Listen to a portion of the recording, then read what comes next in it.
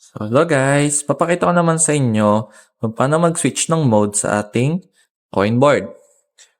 So, sa default niya, pag sinaksak natin siya, and binuhay, makikita natin na ang kanyang mode ay ang mode 1 na coin counter. So, para may switch natin siya sa mode 2, patayin muna natin yung system, buksan natin yung board, maglagay lang tayo ng jumper wire, lalagay natin to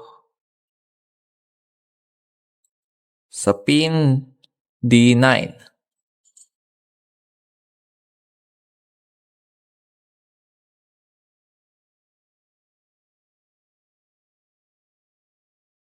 After ma-short, turn on ulit natin ang ating system.